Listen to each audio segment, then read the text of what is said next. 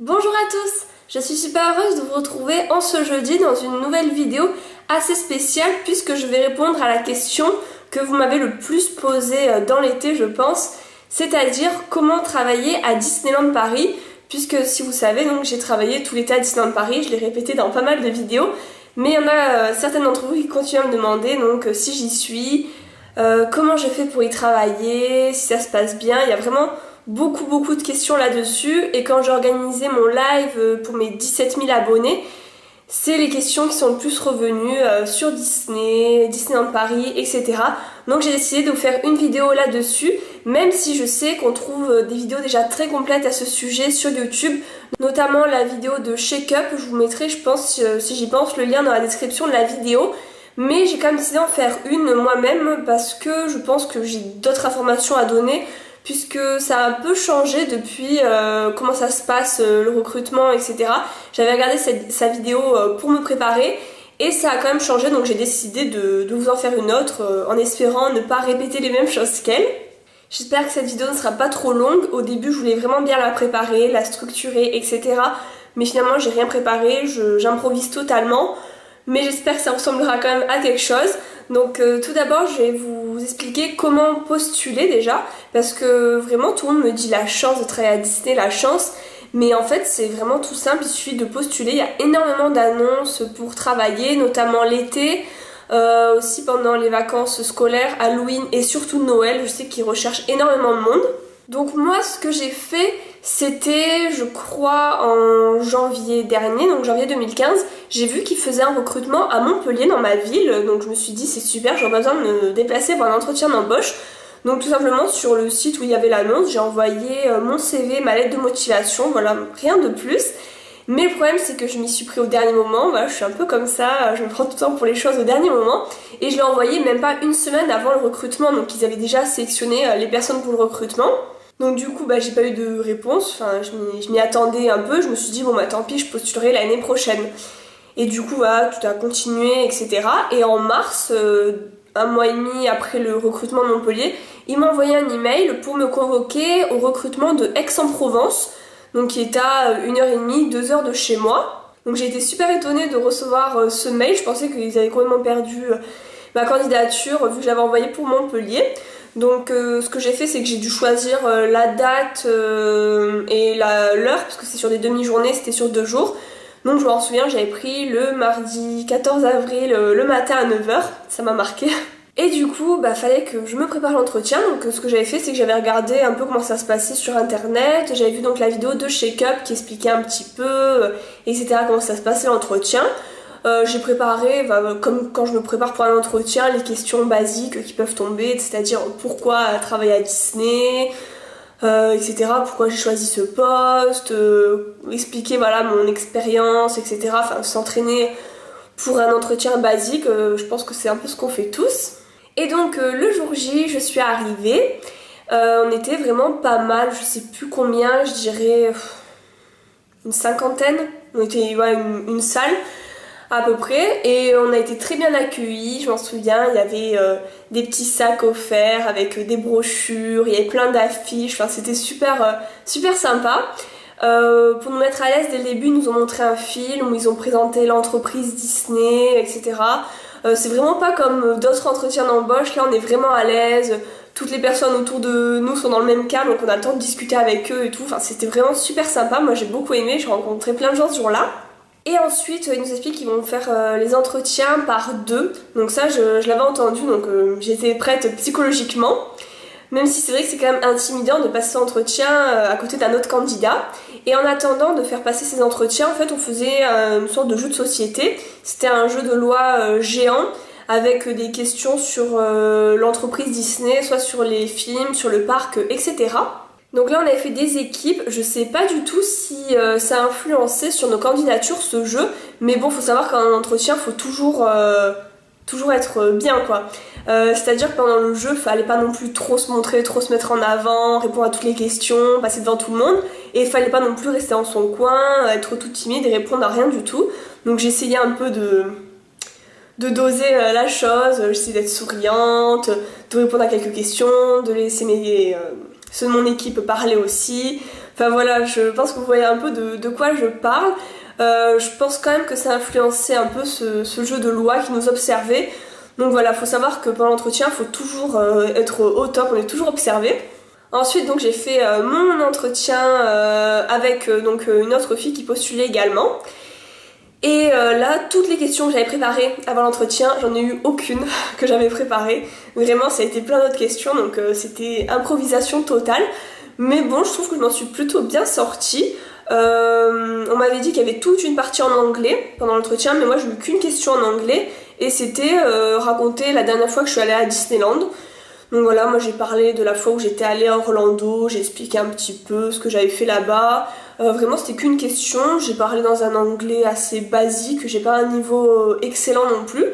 Mais bon, ça avait l'air de convenir. Après on m'a posé une question en espagnol, mais il a bien vu que j'avais perdu tout mon espagnol, c'était une catastrophe. Mais bon, je pense que c'est pas grave, faut parler...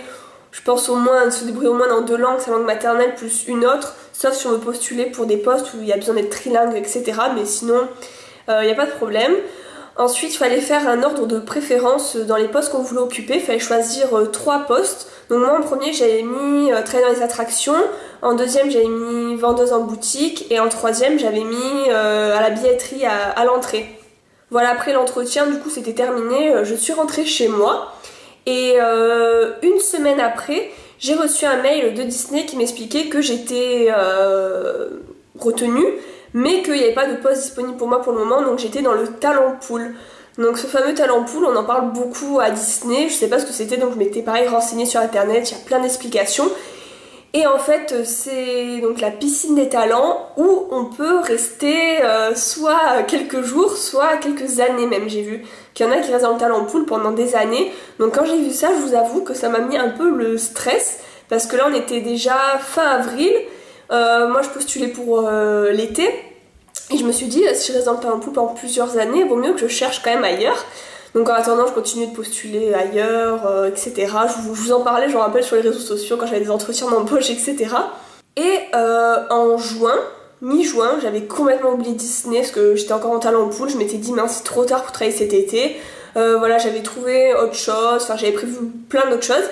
Et j'ai reçu un appel de Disney. Donc ils m'ont contacté directement sur mon portable. Donc en fait ils m'ont proposé un contrat qui commençait la semaine d'après. Donc ça m'a carrément perturbée. Un contrat de 3 mois, donc jusqu'au 30 septembre, du 20 juin au 30 septembre. Donc moi ce que j'ai fait, c'est que j'ai dit oui tout de suite parce que je me suis dit quand même c'est une opportunité. Et ils m'ont proposé en vendeuse boutique, donc c'était mon deuxième choix. Moi à la base j'avoue que c'était peut-être la chose qui me plaisait le plus. Mais je m'étais dit j'ai peut-être aucune chance d'être prise en vendeuse boutique parce que j'ai aucune expérience en vente. Donc j'ai mis attraction en premier en me disant que j'aurais peut-être plus de chances d'être prise ici. Et donc quand ils m'ont dit vendeuse boutique, j'étais super heureuse. Donc voilà un peu pour ma petite histoire, si ça peut rassurer certains d'entre vous à se lancer. Vraiment moi j'avais aucune expérience en vente, je suis pas bilingue, j'ai aucun contact à Disney. Et j'ai été prise tout simplement comme ça, alors je suis du sud de la France, j'avais vraiment aucune raison d'être prise. Et je l'ai été, donc si vraiment c'est quelque chose qui vous plaît, n'hésitez pas à tenter tout simplement. Ensuite j'ai reçu le contrat par la poste juste avant mon départ. Et après tout simplement j'ai pris le train et je suis arrivée à Paris. Et pour le logement en fait c'est Disney qui a plusieurs résidences, il y a la Boiserie et les Pléiades. Et en fait tout simplement faut payer un loyer qui est pas excessif, donc c'est super intéressant. Et moi donc je me suis retrouvée à la Boiserie comme vous l'avez vu peut-être dans mon vlog à Disney. Et ce qui est bien c'est que c'est des appartements individuels contrairement aux Pléiades où c'est en colocation. Donc voilà, tout est parfait. Moi j'étais vraiment très très contente d'arriver, de découvrir ma boutique, etc. Voilà, ça c'était la première partie de la vidéo où j'explique un peu comment postuler et comment se déroule l'entretien. Et maintenant je vais vous faire une sorte de petit bilan parce que j'arrive bientôt à la fin de mon contrat. Je termine le 12 septembre, donc c'est très bientôt. Je sais que je vous ai dit au début de vidéo que mon contrat était jusqu'au 30, mais du coup en fait je l'ai diminué parce que j'ai ma rentrée scolaire à la fac avant le 14 septembre, donc il fallait vraiment que je réduise mon contrat, sinon c'était pas possible. Donc mon bilan est vraiment très positif. Je sais qu'il y a beaucoup de personnes qui sont un peu mitigées, qui disent qu'en travaillant à Disney, ils ont plus envie d'aller dans les parcs, ça les a un peu dégoûtés, ou d'autres qui sont vraiment à fond, qui veulent rester en CDI, etc. Moi, mon bilan est très positif, même si je suis quand même contente de retourner à Montpellier, de retrouver ma petite vie, etc. J'ai beaucoup aimé cet été à Disneyland. Aussi, il faut dire, je pense que je suis plutôt bien tombée, parce qu'on peut pas choisir évidemment où on travaille. Moi, je suis tombée dans une boutique très polyvalente et ça m'a appris beaucoup de choses. Donc si vous savez, je travaille à Stroller, c'est la location de poussettes à l'entrée du parc. Donc au tout début, quand on m'avait dit tu vas travailler à la location de poussettes, j'étais vraiment dégoûtée, je l'avoue. Je m'étais dit, oh là là, je vais m'ennuyer, louer des poussettes toute la journée, etc. Mais en fait, pas du tout. Je pense que c'est la meilleure boutique qui existe sur le parc, puisque en fait, on ne fait pas que ça. C'est également cette boutique qui s'occupe de tous les petits points de vente extérieurs avec les ballons, enfin tous les petites oreilles de Minnie qui sont vendues partout, etc. C'est aussi lié à d'autres boutiques, notamment la boutique Harrington, où certains d'entre vous m'ont vu là-bas, avec tous les snow globes, toutes les figurines fragiles, etc. Et aussi dans l'été, j'ai eu beaucoup de transferts dans d'autres boutiques sur plusieurs journées, donc ça m'a permis de découvrir vraiment plein de choses. J'ai travaillé à Critter Coral, c'est la boutique spécialisée dans la Reine des Neiges, donc j'ai passé ma journée à vendre des robes, etc. de princesses, c'est vraiment super. J'ai travaillé au Princesse Pavillon, là où on fait les photos avec les princesses. Voilà, j'ai vendu les photos.